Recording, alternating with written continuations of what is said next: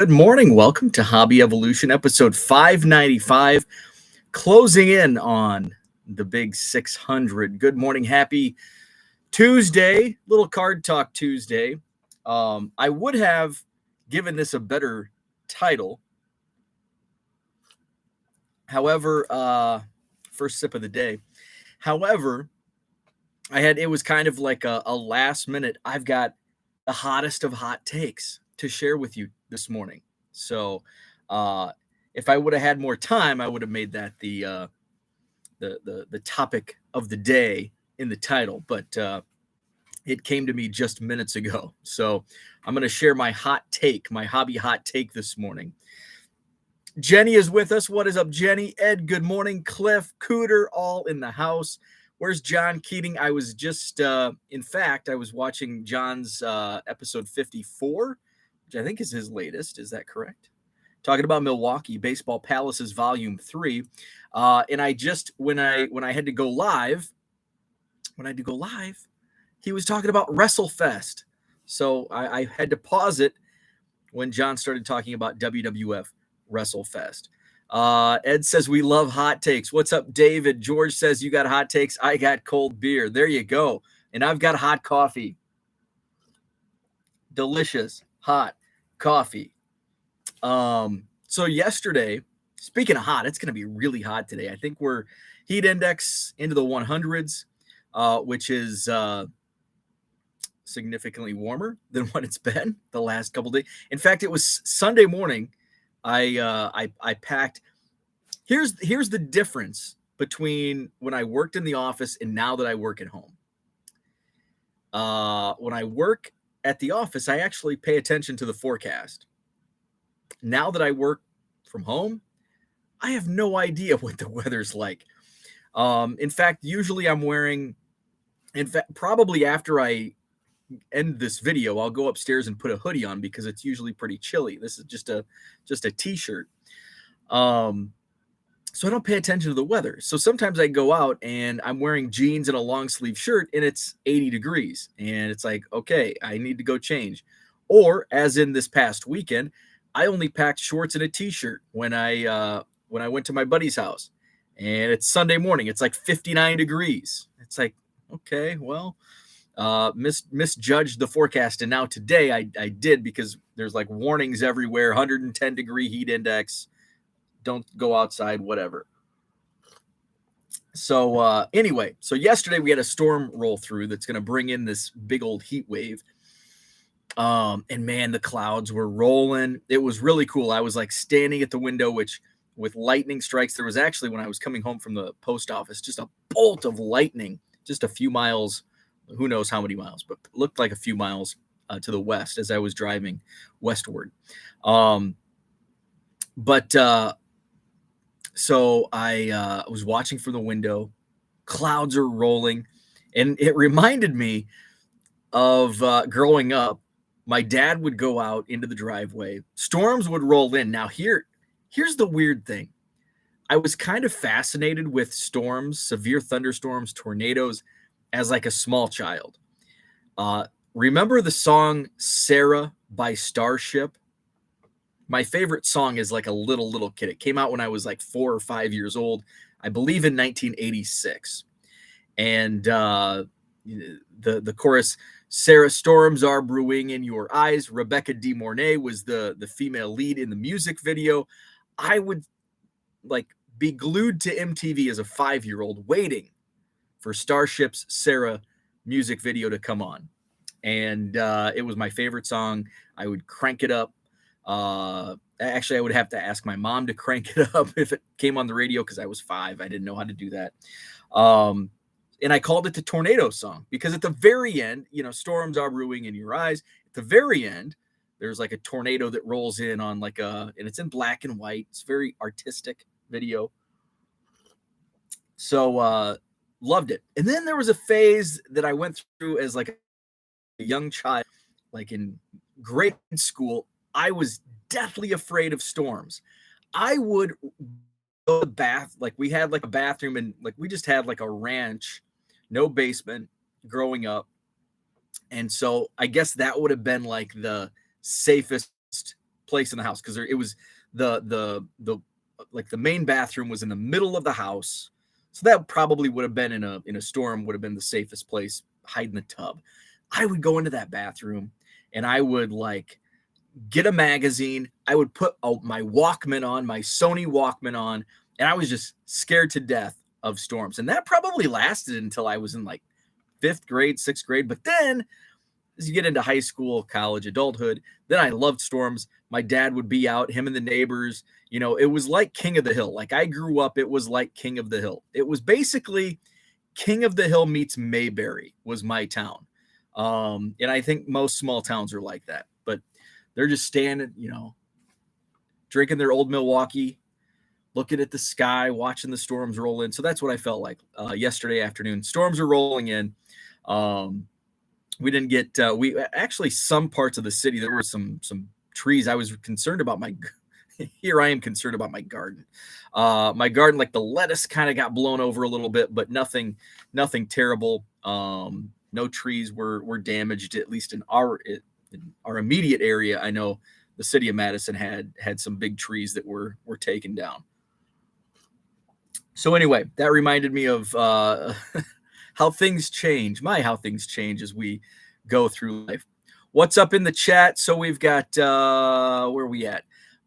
Dan says something about Rick Astley. This better be good. I was watching a Rick Astley interview. Did you get Rick rolled? Jenny loves hotcakes. John's Milwaukee episode was great. Let's see, I've got it in the other window. I am 33 minutes in. I actually had to click live, John. I see John's in the chat now, as John began talking about WrestleFest. So that's where I'm at in John's Milwaukee episode. Good morning, Herman. What is up? He's still without the internet. We missed you last night. Cooter's drinking hotel coffee. Nothing like a lukewarm cup of ass, right? Let's see. Victor, good morning to you. Super hot after some dangerous storms. Yeah, I saw Chicago got rocked with some severe weather. We didn't have, I don't think we had as bad of storms up here as you did down there, but we had some severe weather. Dan says the Cubs shirt looks good. I haven't worn this Cubs shirt in a while. Thank you. I have not. I think it was I put on some COVID weight, some beer weight. I think I've shed at least a couple pounds to where it fits comfortably again. George says I'm drinking, and I don't know if I'm pronouncing. Is it Tsingtao Pure Draft at the moment? Michael is with us. What's up, Michael? Severe storms here right now until noon. Then it's the heat wave warning from 1 until 8. Yeah. What's already 60? It was really humid last night, which I actually enjoyed. I don't know if I'll enjoy it with like 95, 100 degree temperatures and very humid, but I do love the humidity. Zach hated severe weather when I worked in radio. There's another thing. I was kind of on the fence with it. It depended on the day. If it was like a nice sunny day turned to severe storms and I'd been drinking a few beers, then it's like, son of a, I have to stop drinking and go into work. Remember, I was like 23. So yeah, I was the one who had to risk my life to drive in and report it for little to zero pay. Absolutely. And severe weather all in Illinois, in Wisconsin, we have severe weather 12 months a year. Because in the winter, we have blizzards. I remember when I worked in radio, I'd actually lived about 30 or 40 miles from the station I was working at. We had like one of those like 18-inch blizzards. So I stayed in a hotel for a couple nights. And back then I had a big four-wheel drive Ford Explorer. So I like actually went out. This was like before smartphones, but it was around the time there was a camera that they were really slick and they filmed in HD. They were little cameras and they had like just a pull out USB, and you plugged them right into the computer and you could upload videos. And man, those were slick. I can't remember what they were. They were that slick. But then smartphones came out and they became obsolete. But I had one of those and I would take video. I was driving through the blizzard. Kids don't do this at home. Taking video, putting it up on the radio station's website. And I enjoyed parts of it. I think the rush, the adrenaline rush from severe weather. I enjoyed, but then there were parts of it where it's like, hey, you're taking my fun away. A good buddy of mine, we were in the same fantasy football league,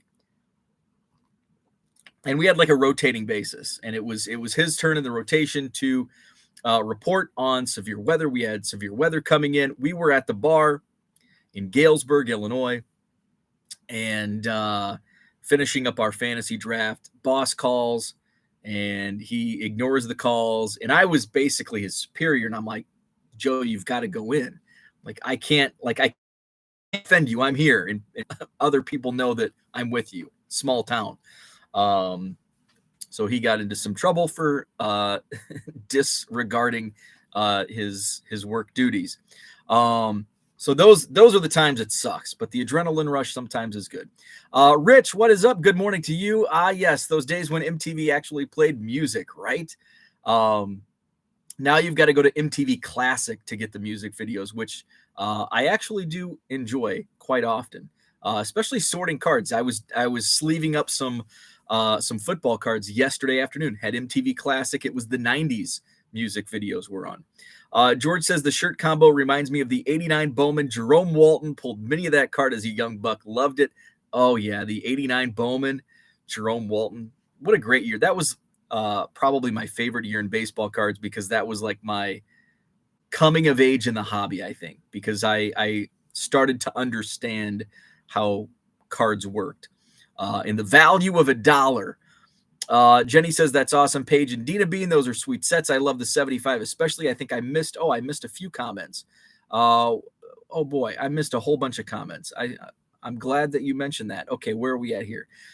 John, there you go. There's John. John is with us. My favorite MTV video was Our House by Madness and Devo's Whip It. Remember the world clocks they showed? Oh, that's right. Yes. Paige and Dinamine, good morning to you and happy Tuesday. Cooter at Oklahoma, when the sirens go off, we head to the front yard, right? We do the same, although the sirens probably go off more often in Oklahoma than they do in Wisconsin and Illinois. Rebuild boat while people listen to my crap. Absolutely. Jenny says, I'm hoping to get a response from eBay on Twitter today because my package got delivered yesterday afternoon. Someone got a cool card. So speaking of that, Jenny, I would not be surprised one bit if you see movement on that package again. I don't think it actually got delivered. I've seen this many times where it says it was delivered, and then all of a sudden the next day, you start seeing tracking movement again because it's getting redirected. So I would say it probably wasn't delivered, but I could be wrong. I would say it's likely getting rerouted right now. Zach says, I was fortunate enough to get a shout out on Keating's last drop, the Milwaukee White Sox. Yes, I did catch that. Let's see. Store had Dr. Pepper today, had Tobiah can. Cooter says, yes, we listened to John. That officially makes you a social media influencer, just like the Kardashians. Paige and Dina Bean last night completed the 74 and 75 Topps baseball complete sets. Awesome. Those are two of my favorites from the 70s. I've talked quite a bit about my favorite 70s sets, 74, 75, among my favorites. In fact, I think 73 through 75, top three of the 70s. I'm not a fan of 70, 71. Oh, wait, I should say 72 through 75. I love 72. And then 76 through 79, although I am a fan of 78. And I like 77. Okay, I like them all except for 70, 71, 76, and 79. It's like 60% of them that I like. Rich, living in DFW, I cannot believe you all complain about a little minor heat up. We're already 100 degree per day summer. So, well, it's kind of like Texans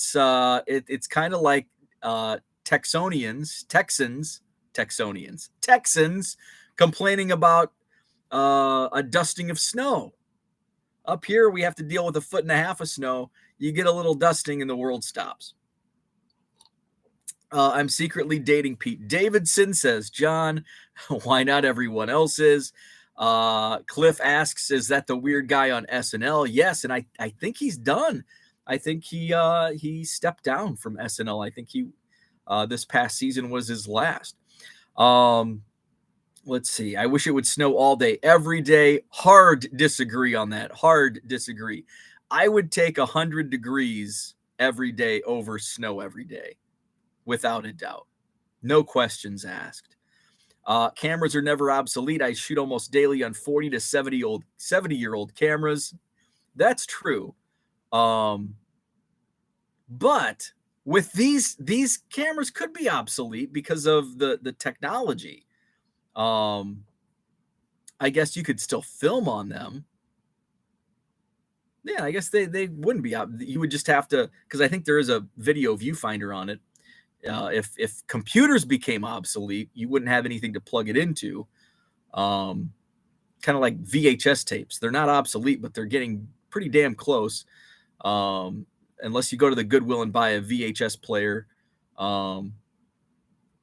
which I did a couple of years ago because I found some old home videos from my college days. Popped one of those in and, I don't think I want to watch this anymore. Michael says 89 was a huge year in the hobby.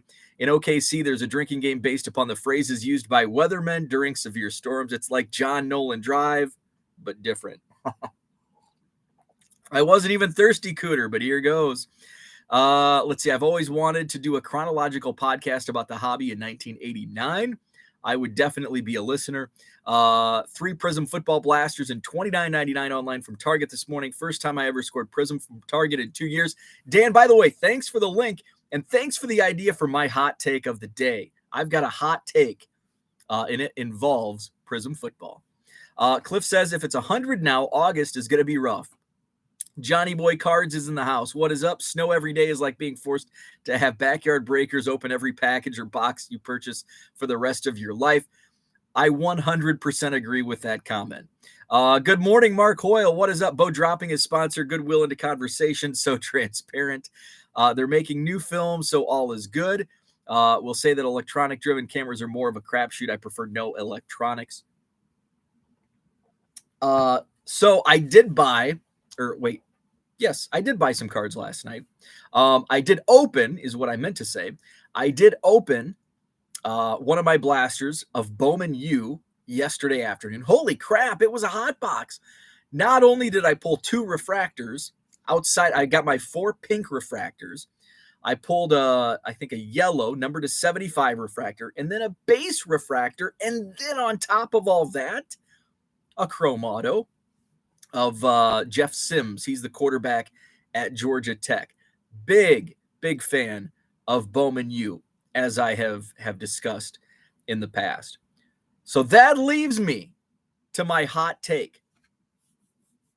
Dan, thank you so much. Dan posted the link, tagged me and Jenny in the Target link for Prism Football, 2021 Prism. I clicked the link. I put 3 blaster boxes of Prism Football in my cart. And then I X'd the window before making a purchase. I'm out. I'm not buying Prism. In fact, Bowman U, you heard it here. Bowman U is a better football card product than Prism. Maybe not right now today, but in 2 to 3 months, say in August, Bowman U is going to be a much hotter product than Prism NFL football. That's my hot take. Bowman U, better product moving forward. I bought 3 more on the Target website last night of Bowman U. I think I'm going to make a couple runs today, buy some more. The more time goes by, the more that I look at the product and the more that I kind of speculate toward the future. I think Bowman U is for $20 a blaster. And even now, I've been comping stuff now. I mean, I could turn around, I could flip even a bad box, even a box with, you get your 4 pinks and usually 1 refractor. I think even with, just an average blaster box, you're going to get your money back on $20. I think what scares me about Prism football is Prism WWE. In fact, I'm using that crutch today for some reason. In fact, David Peck, big time wrestling collector, wrestling card collector, posted at release the WWE Prism Silver Andre the Giant was selling for $200. Now it's selling for a couple bucks. That's just insane because it's only been out, what, 2 months?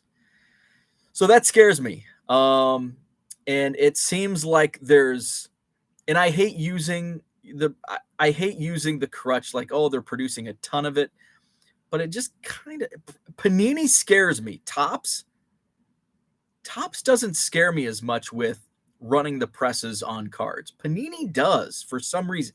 I don't have any data to back me up on that, but for some reason, maybe does Panini even have odds on their boxes? I don't know if they do, or on their packs. I don't know if they do. Topps does, so we have an idea. But WWE Prism really scared me away from Prism in general. UFC Prism, much the same. There's UFC Prism all over the place. That was like WNBA back in 2 years ago, was everybody was fighting over.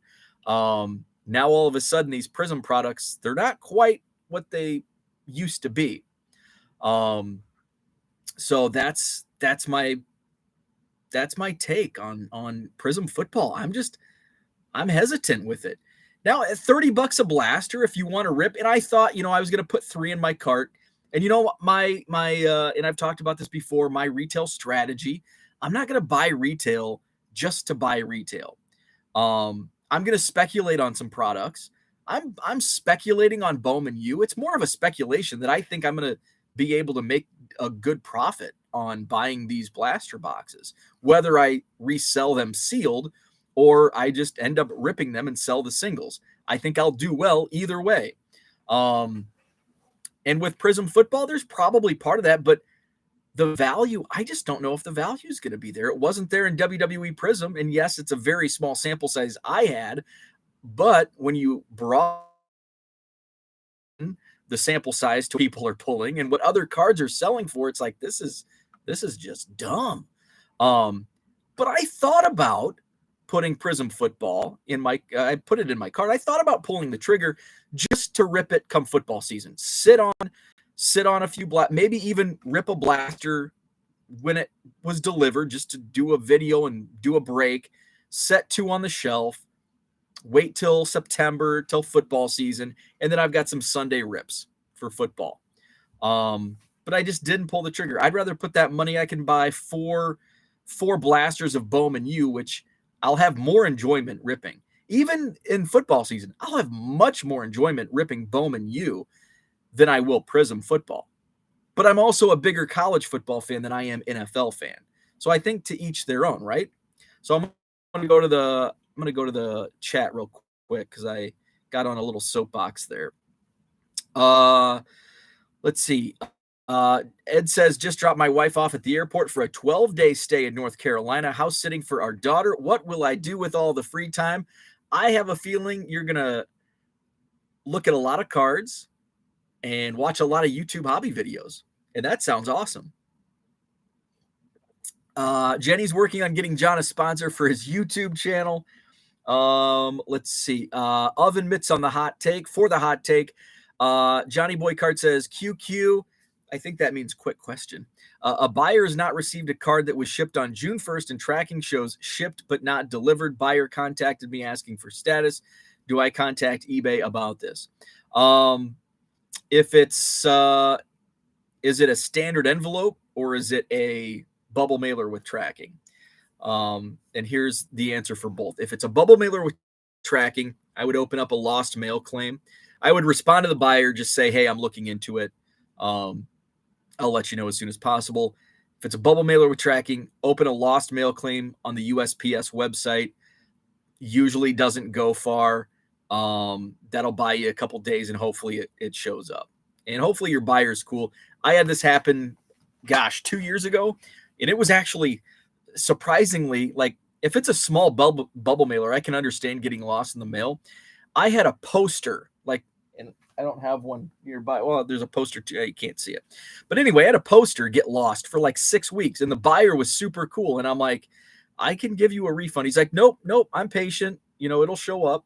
And it finally did after 6 weeks. And the buyer was super cool about it. And I think I opened on that package, I opened 2 lost mail claims and got nothing. In fact, I think it was going to Mississippi. Maybe it was kin to George. I shouldn't say kin because then you might confuse kin with kin. Maybe it was George's family in Mississippi. Anyway, the post office in Mississippi called me. They're like, "Oh, we haven't seen it." It's like, well, I know it's stuck in Chicago, I think. If it's standard envelope, at this point, I would say wait, give it a couple more days. I always just say, yeah, give it a couple more days. And if it doesn't show up by like Thursday, then have them open and this is if it's standard envelope. If it's standard envelope, have them open a claim, not received claim. And then you can either, let's see, if it's not delivered, have them open a claim and then just refund them.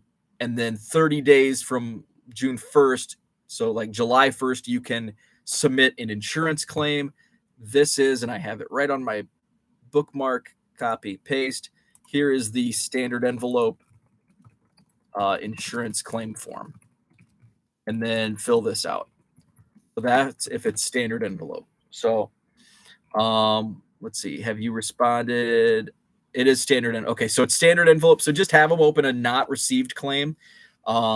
Just refund them. And then on July 1st, you can use that claim form and you'll get your money back from eBay. They'll give you a refund through PayPal. Dan says, Bo, do you know insurance is included when renting on Turo? I have to ask because I obviously don't have any. Oh, that's a great question. Ooh, I don't know if you can use that. I don't know. Since you don't have car insurance, you'll probably have to buy it. If you don't, I don't even know if they'll allow you to rent if you don't have car insurance.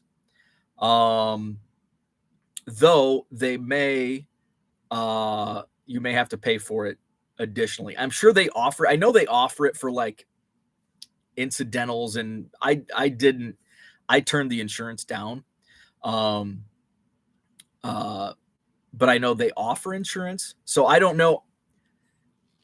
I don't know how car rentals work like that. If you're able to, I would assume, and this is me assuming, I would assume if other rental car agencies allow you to rent a car, then you should be good. And buy their insurance, you should be good. If not, I don't know. So that I cannot answer. Jenny says, I bought 3 because at $30. How do you not win their current bids on eBay over $70 for one blaster? I think that's because there's just not enough supply. I think by the time these Target drops ship, those blaster box sold prices on eBay are going to be down to $40. So that's another reason. Because I did look, it's like, how much are they selling for now? But now they're open, and either A, the bots aren't interested, or B, the bots are interested and they just made that many. So if there's that much supply, there's going to be no demand, and they might be selling for a retail price on eBay in a week or two. Let's see. John says, I already turned down Miralax as a sponsor. My listeners would never get through a whole episode. Bowman U is the new John Nolan Drive. Bowman. I think Bowman is just how many do I probably say Bowman 10 times an episode. Hot take. Bo would like pictures of poodles and clowns on wax if Bowman printed it. That might be true. If it's a first Bowman, I'll buy anything. Let's see. The QBs are going to drive Bowman U for a long time. And that's what's great about Bowman U. There it is again. Take a drink, John. George is going to be hammered if he takes a drink every time I say Bowman U. That's the great thing, is because not only are there prospects from this past draft, which those singles I would sell immediately because now they're going to have actual rookie cards. So, and I talked about this probably yesterday and probably in a previous episode, where in the interim, I think the singles prices are going to be pretty hot, especially come football season, especially for the current college players. But for those guys that just got drafted, I'm talking like Kenny Pickett, Sam Howell, and those guys, I would sell those right away, because the more cards that come out, just like the Prism Blasters, the more that come out, the less the price point is going to be. So $70 today, maybe $60 tomorrow, or less. So I would be selling Kenny Pickett, Sam Howell, those guys, but then Bryce Young, CJ Stroud, players like that. Man, if they're Heisman, I think they can really spike. Somebody I was actually reading in the blowout forums, I wanted to see what people were talking about in the blowout forums, and there's a nice thread there. A lot of bickering back and forth between, yes, it's going to be awesome, no, it's going to suck. Yes, it's going to be awesome, no, it's going to suck. And in between there were a couple good comments. And so somebody said, you're not going to wait, and it's not the long game. This product isn't a long game play. It's a perfect prospecting where you can take advantage of spikes. And what I mean by that is Graham Mertz, for example, threw 5 touchdown passes and like 400 yards in Wisconsin's first game last fall.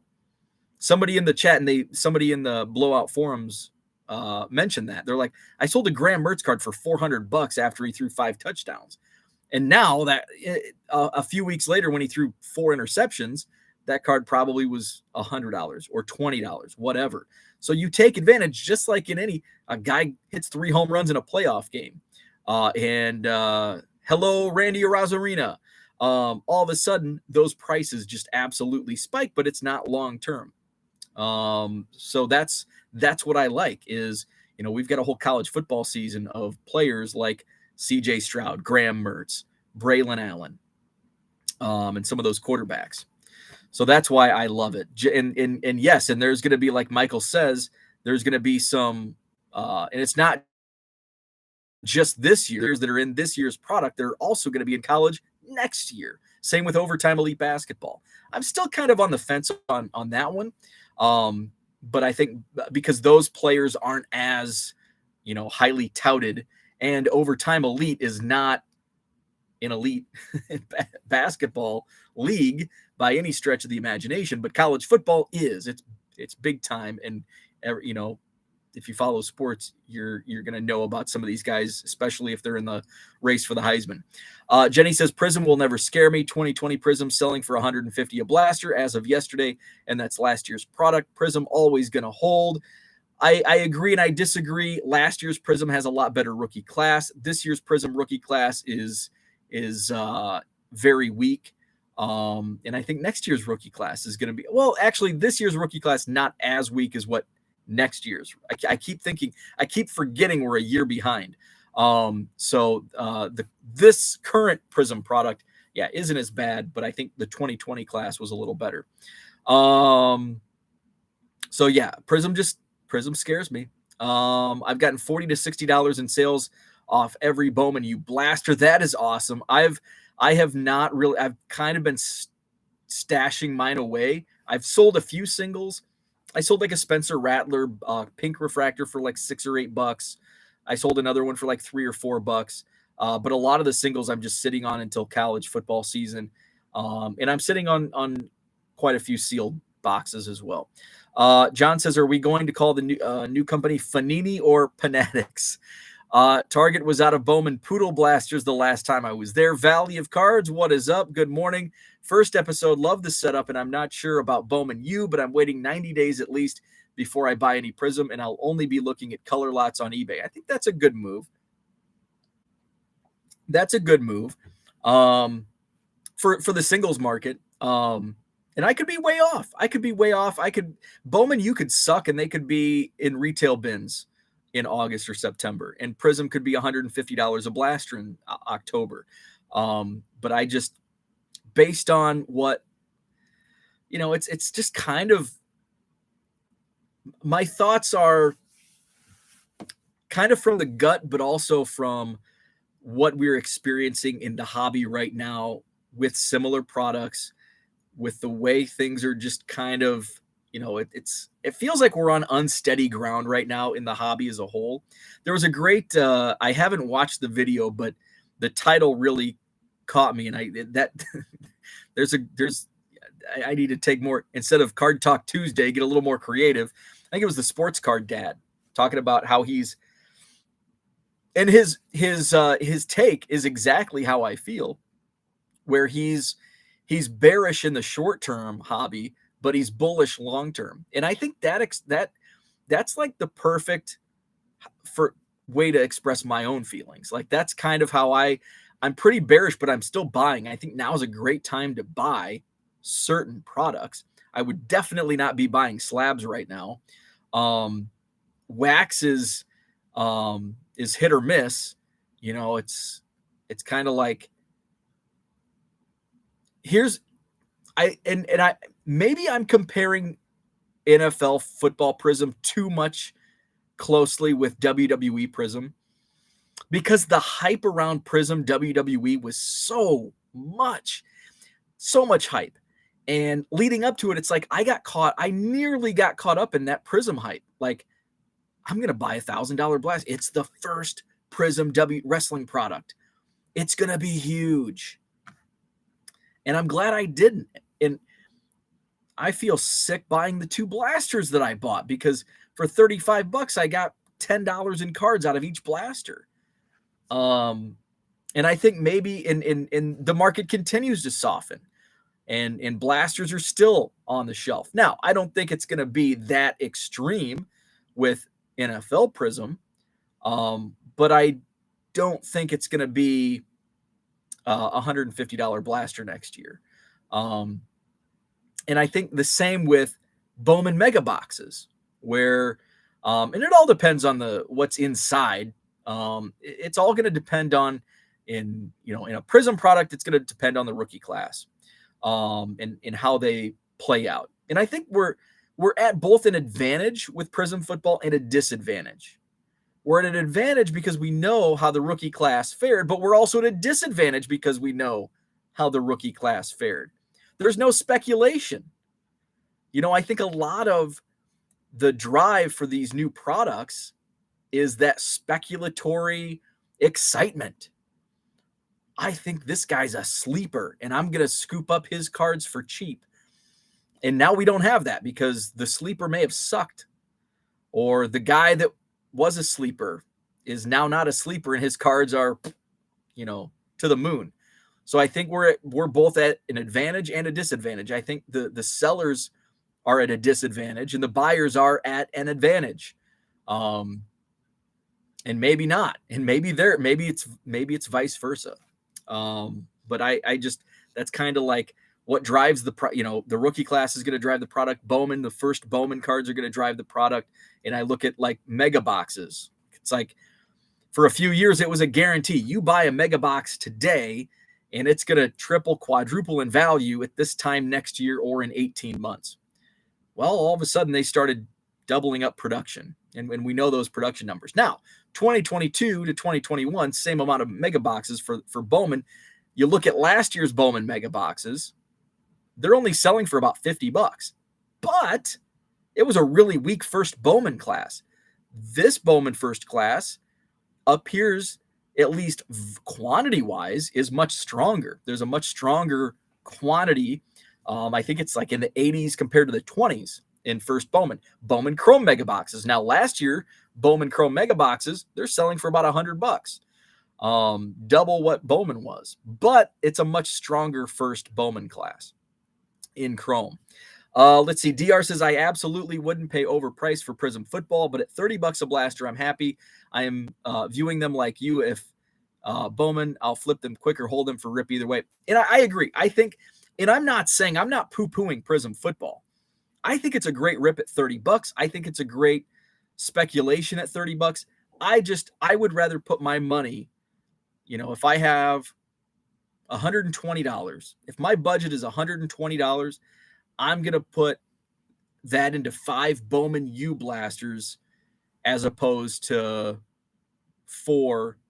Is that right? Or 6. So I'm going to put that in 6 Bowman U blasters as opposed to 4 Prism blasters. I would rather put $120 towards Bowman U than Prism Football. That's not saying Prism Football is going to be a bad product or a bad buy at $30. I think that's a great price point. I'm actually shocked that it's only $30.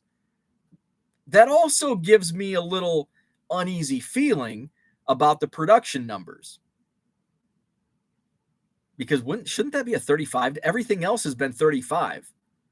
Shouldn't that be? WWE Prism is $35 a freaking blaster. And you're rolling out NFL Prism for 30? That just seems upside down. Why is that? Is that because it's a lot more produced? Could be. Or is Panini realizing that, hey, I think our $35 price point on blaster boxes is a little absurd right now because not many people are buying? Could be one, could be the other, could be both, could be none. But I am a little intrigued about the price point at $30 a blaster. Why is it not 35? And it could be, just might be, well, nothing else is selling at 35. Let's scale this back. And I don't think I don't know. Well, actually, DJ from Panini's been very transparent with Panini's pricing strategies. So that could be something he addresses publicly. But if not, it's something that we'll likely see based on the future releases and where they're priced at. Let's see. John says Bo started populating the shelf behind him. I guess it's permanent now. John, hey, guess what? So I was out of town this weekend. My wife worked all day Saturday. When she gets like stressed out from work, and it's hard for her to come down from she works from 8 a.m. to 8 p.m. She's go. She has a hard time relaxing. So what she does is she cleans. She texted me and she's like, hey, I'm organizing your card room. And my first thought was like, oh no. She did an awesome job. She organized my desk. It's clean. She picked up all the trash that was on the floor. She reorganized some of my supplies. Like my supplies, they have bins. Like my trading card dividers have a bin. Some of my sleeves, my loose sleeves and top loaders have a nice thing so I can reach them. She moved over my paper and my envelopes. 2 thumbs up. So yes, so it's populated because she helped organize down here while I was out. And she did all my laundry. How cool is that? Star for the day. Wife gets the star for the year. Let's see. Rich says if it were 2022, I would have bought that if I were you. Not so much on 2021.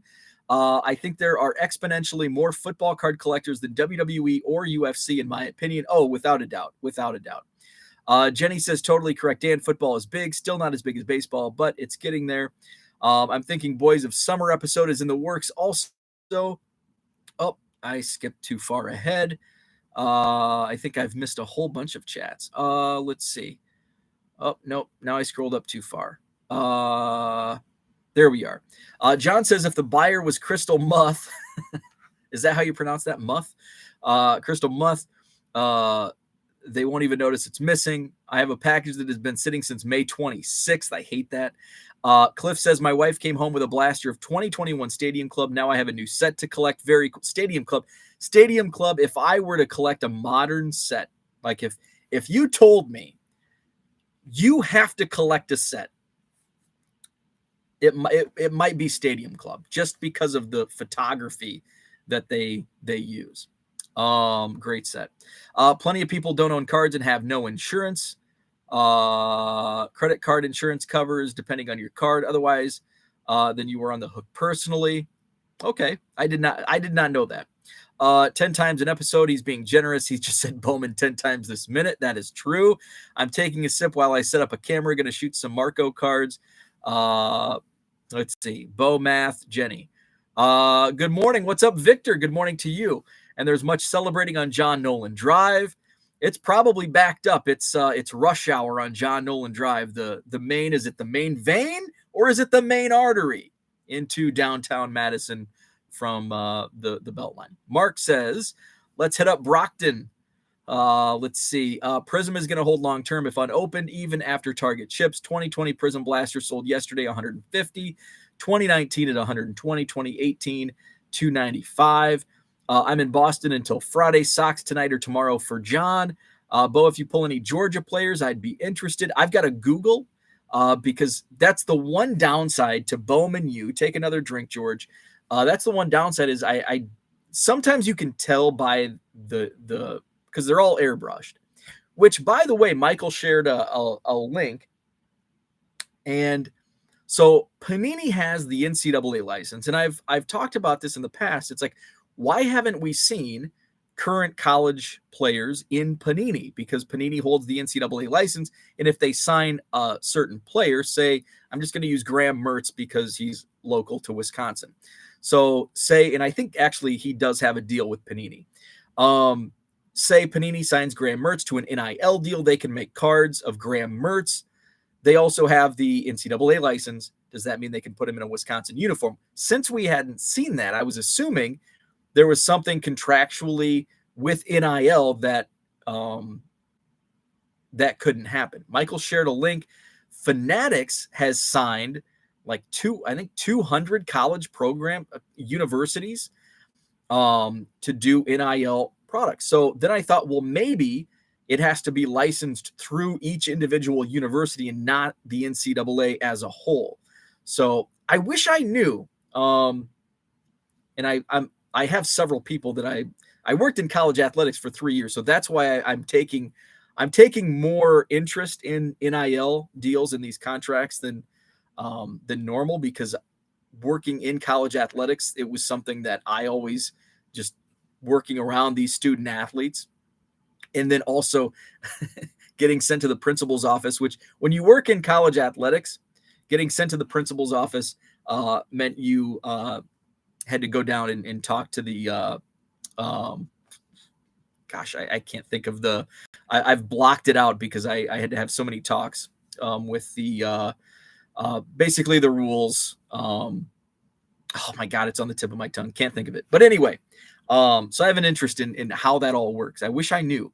And it's kind of, I read articles, different, articles, especially when the NIL came out, I was very interested, but it was kind of like nothing was spelled out directly.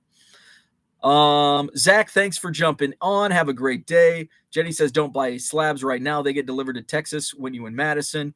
I think you're making some good points on Bowman. You honestly haven't ripped any yet, and I wasn't sure how to take the product, but I can see your vision. And I think even Valley, so even short term, it's a great rip. I mean, Michael up in the chat said he's been making $40 to $50 on each blaster box. So even right now, the return on value is there. They're only $20. You can get them on Target's website. You can probably go to your local Walmart or Target, and they're on the shelf as well. So as I continue talking, I was talking up this product a lot like 2 weeks ago, but I was like, Pat, like I'd buy a couple boxes here. And it's like, I need to really put my money where my mouth is. And I think I'm going to do that today. I think I'm going to go out and buy some more. I did buy 5 more blasters on Sunday morning on my drive back. So I do think not long, and I'm not saying buy these and hold them for 10 years, although it could be a play. But I think there's short-term value. I mean, I think you can go out, buy a single blaster right now, have some fun opening it. Now, if you don't like college football and you don't want to rip the product, then yeah, it's probably because you might break even, but I think at least you'll break even. But I think you can make money ripping it right now. Even if you get like an average to below average box, I think you can still make money. But I think short term, between now and December, I think it's going to continue to grow. Some of the drive of Bowman right now is people have the opportunity to buy online, not have to chase the vendor, such as Dan and I. We can actually get something for a change. Absolutely. I'm not sure how your stores are around here. Around here, we've got pretty much anything we want on the shelf, with the exception of Prism football, which is it even in the stores yet? I don't know if it's hit retail shelves, maybe this week. And Bowman baseball is a little trickier to find. But everything else is out there. Let's see. Jenny means Prism. You keep saying Bowman. But I can see the difference in opinion. Would never drop $45 on a Mega Bowman, whereas to you that was great value. it wasn't great value. $45 for a Bowman Mega Box was not great value. It was market price. $30 is great value. 20 was even better for a Mega Box. 45 is a little more than I would have paid secondary. Last year I was paying $40. So I think 45 is right there. It's basically what it's worth. It's kind of like $20 back in the day, a $20 blaster box of Topps. That was market value. You might only get $10 worth of cards, but you might get $40 worth of cards. So it was what it was. So Bowman Megas, $45, not great value. You can still get them on Target's website. By the way, they made just as many this year as they did last year. So they didn't pump the presses. It's just there's less demand this year because I think there's just less demand overall. And it's more pricey than what it was, despite most people were paying $45 on the secondary market a year ago. So I actually did buy. So I bought and ripped 6 Bowman Mega Boxes. 6 more were delivered yesterday. I'm just going to sit on those. I've thought about buying a few more, but it's at $45. I'm being more careful than what. Also, last year I was paying $40 a Mega Box because this was just all side hustle money. Now it's actual. It's my only income. So I have to be a little more careful with what I purchase. I can't step out and take a gamble on products like this, like I could a year ago at this time. Let's see. Bowman was $29.99. Value of Card says at $30 a blaster, that's $10 a parallel. I can see buying and holding wax, but opening is a giant risk. I agree. John says he's hammered. Bowman. Jenny says Mosaic was $29.99. Mr. Corpse Killer, what is up? Found an intern. Careful, Bo. She's going to quit her day job. Your wife is angling for Employee of the Month award. Does your wife find it more stressful representing buyers or sellers? Oh, that's a great question. Probably buyers. Probably buyers. That I'm going to ask her that today. But I would if we were on like that game show, like where you your spouse, you ask what would your spouse how would your spouse answer? I would say, and let me think of this. I think buyer. I think buyers would be more stressful. There's probably, I mean, there's a lot of work on both sides. But with the thing with, and how I see it, like buyers it's just like with cards. We want Bowman Mega Boxes. We want $80 worth of cards in a Bowman Mega Box for $20. And when we have to pay $45 market value, we get upset and we think we're going to get, and just like the housing market, it's crazy. And, a $20 blaster box / home is no longer $20. And the market has nearly doubled in the housing market around here. So buyers, it's very similar. So I would say buyers. I'm going to ask her today. I'll report my findings tomorrow. And there's a celebration on John Nolan Drive. Compliance. Thank you, John. Yes, the compliance office. I should have absolutely known that. I spent a lot of time in the compliance office, and it was funny. And I've shared the stories before. I think my biggest, and I'll share another one here. Actually, it's the same one that if you listened a year ago, you've probably heard it. I do know when I shared this story last time, there was probably only 10 viewers. So now I have 33 right now. So maybe 23 of you have not heard this story. So my biggest, and this actually led to a athletics wide conference on compliance, because there was a big gray area with the NCAA and how athletics employees could communicate even on personal accounts on social media. So it all started So I had, and this was on my personal account, and I had at the time, this is 2012, somewhere around there. So it was still kind of early on. And I had around 5,000 followers on Twitter. So I did a lot of I tweeted a lot. And I would tweet about everything.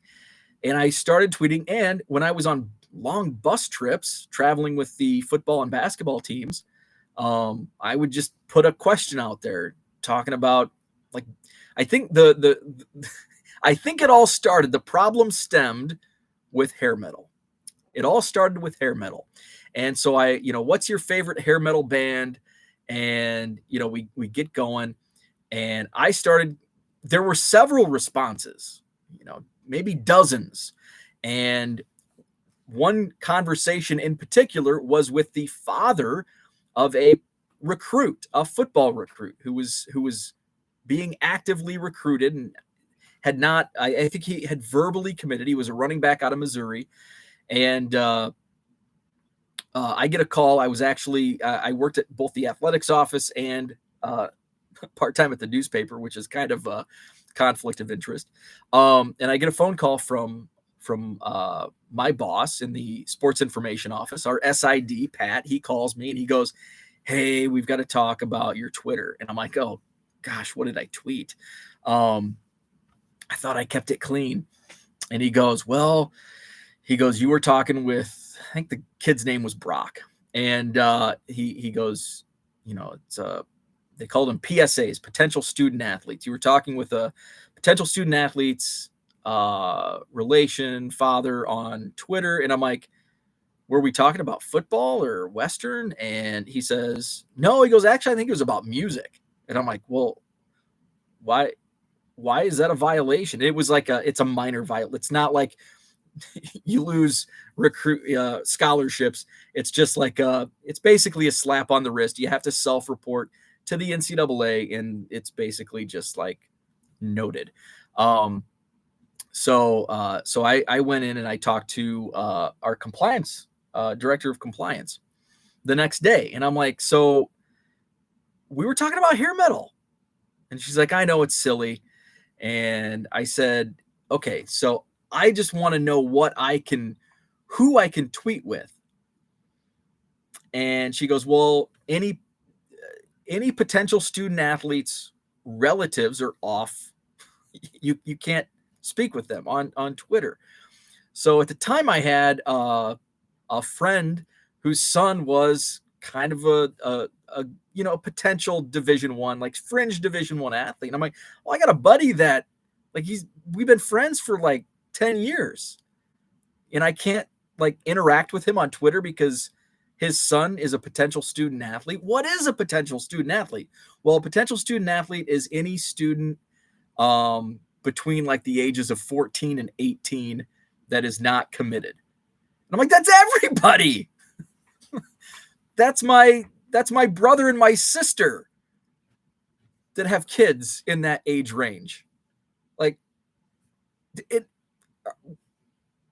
speechless.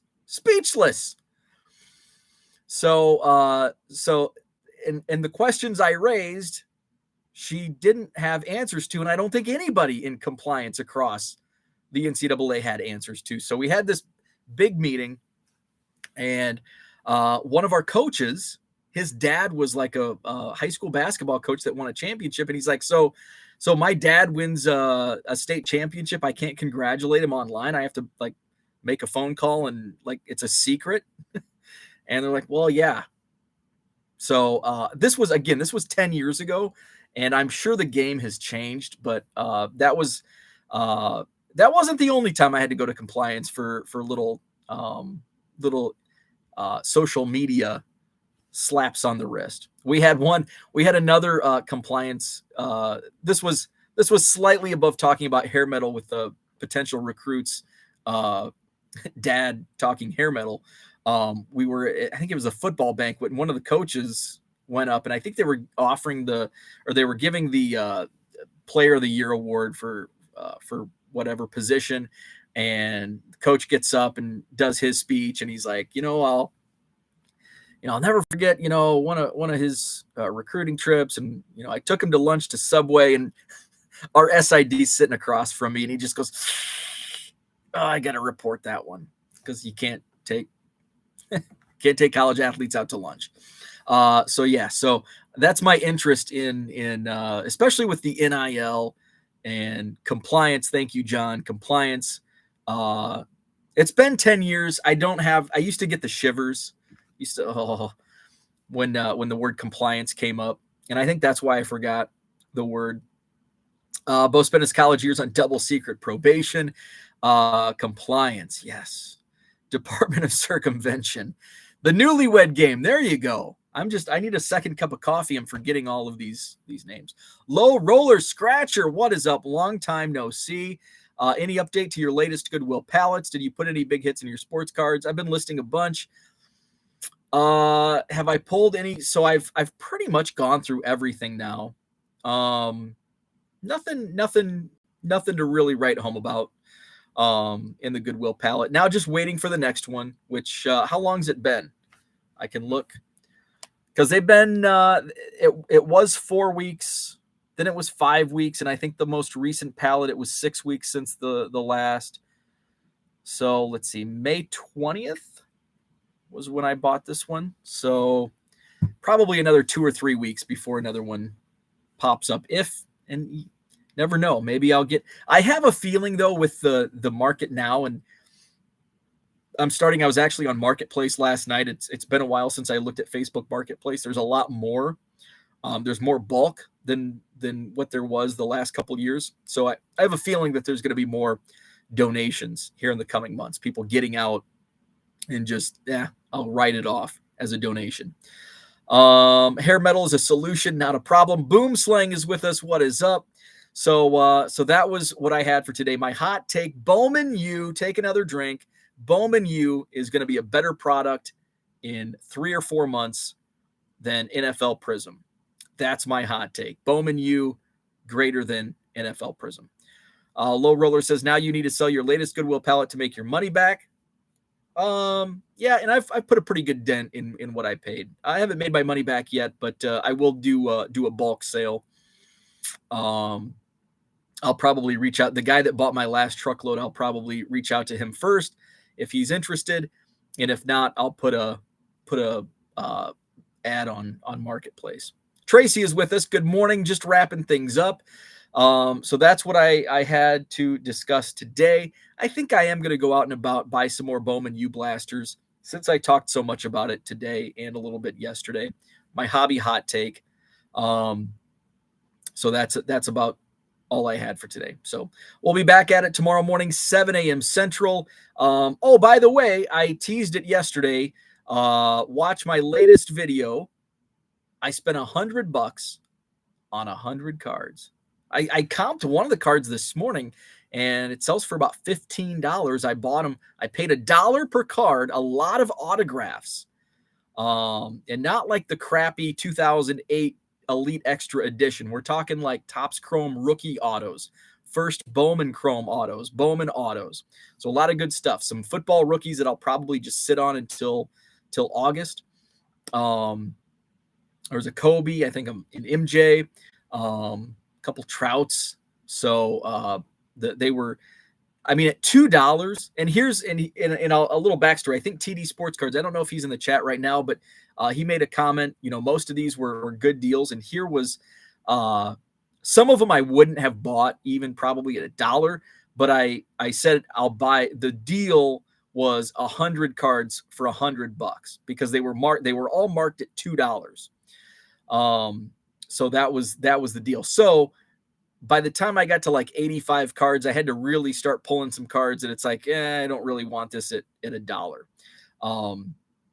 In fact, I thought about it. Time was like, it was already basically after the show had ended. So I didn't want to be stuck around there too long, holding me up. I had a birthday party to get to. But he had a $1 box with some good stuff as well. I actually pulled some Cubs out of the $1 box earlier in the show. So I thought about, okay, well, can I, 50 cents a card for these? And I'm like, I can find enough that even if I sell them for $1.50, $2, it's break even or a small loss, but I'm going to be making some big gains on some of these cards. So you can take a look at all 100 cards. My last video, I uploaded it yesterday. 100 cards for $100. Let me know in the comments to that video how I did. I think I did really well, especially some of the comps that I looked at. I was surprised. Some of the cards sell for $5 to $7. So I was happy. You know, I was thinking, I'll be able to move these for $3, $4. So I was happy when some of them comp out at $5, $6, $7, $8. So that video is up. What else is there? I am going to upload a video. I have officially made my decision on the National. Am I going? Am I staying home? I'll let you know this week. I'll upload a video on my decision. Decision 2022, the National. So that video is coming up later this week. So have a great Tuesday. If you're in the midst of this heat wave, which I think most of the nation probably is, stay cool. We'll see you tomorrow, 7 a.m. Central. Hit the like button if you have not already. Subscribe to the channel, and we'll talk tomorrow.